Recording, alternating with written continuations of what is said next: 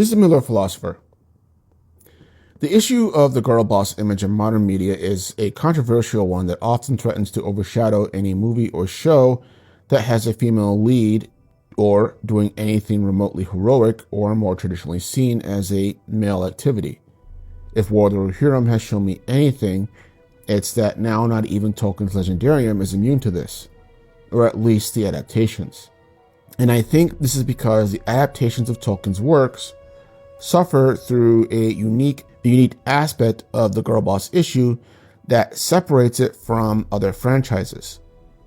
That is, that the current anger/fear of Middle-earth girl bosses is less to do with modern politics and more to do with the legacy of the Lord of the Rings trilogy's characters, Arwen and Eowyn. And what do I mean by this?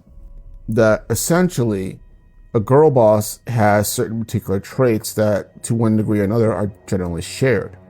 They are rebellious against male authority, proficient with the blade to one degree or another, and seemingly good at all or most things that they do, with no aspect of training whatsoever, and a varying degree of resistance to having a romantic partner, also with varying results. And these are, objectively speaking, legitimate observations that can be countered, but it's equally legit. And all of this stems from the dissatisfaction that many felt of this projected 30-year rivalry between Arwen and Eowyn. Fans, basically, who felt that the flack that they got for wanting to be the girl holding the sword and the characters that inspired them in Tolkien's world, adaptation or no, was hypocritical because favorite male characters like Boromir, who is my boy, and Aragorn and even Helm Hammerhand were also shown with some of these characteristics, particularly proficiency with a blade or a weapon to one degree or another, and having no training scene with that, but they were accepted without the same complaints. In an earlier video, I had briefly surmised that to many female fans from the Double O's and onward, they often felt more drawn towards Eowyn's character than Arwen, and more often than not, feminist writers often seem to hold Arwen with low-level contempt because she appears to fall back into the old trope of the woman waiting at home for her man while he's off to war. And shout out to real-world partners of both genders who actually live this reality in real life. That's a rough deal. Basically, it's that while Arwen stays at home, Eowyn goes out and fights with the sword in her hand, a discounted hobbit at her side, and an indirect defiance of other men telling her what she should and should not be doing.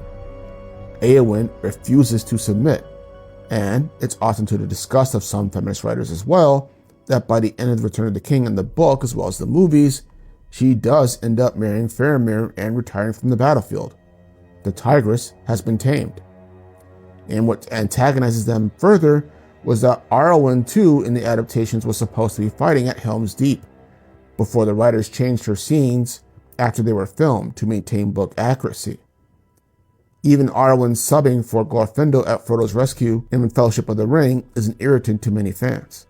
All of this is unfair to Arwen because not only is what she does also courageous and arguably a bigger sacrifice than Eowyn's, though admittedly that's hard to see in the movies, but it is also disrespectful to the fact that no types of human beings are monolithic.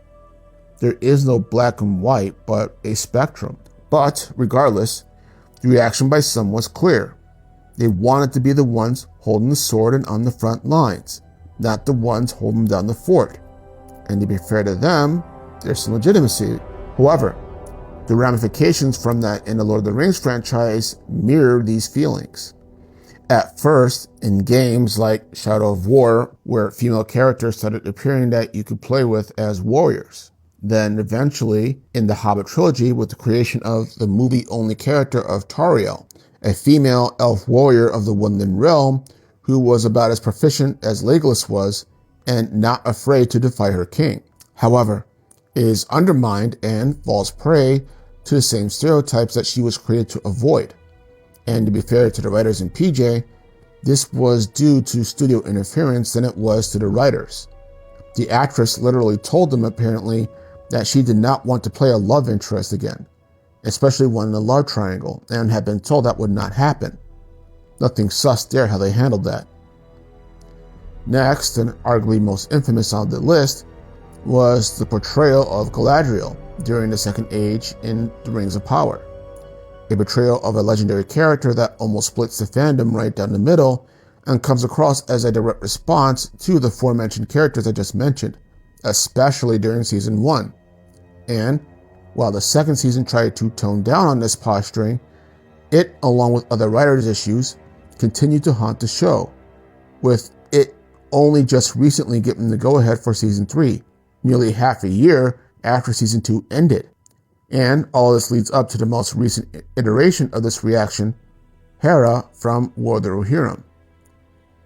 Having watched all these examples, I have to say that, to be honest, to me, Hera was the least girl boss-like out of all of them, because of the fact that she does get her ass handed to her on several occasions, was willing to submit to Wolf in marriage to save her people, which, by the way, maybe we should be thanking Wolf for being upset at being an if you watch the movie, and also turns down the crown by the end of the movie.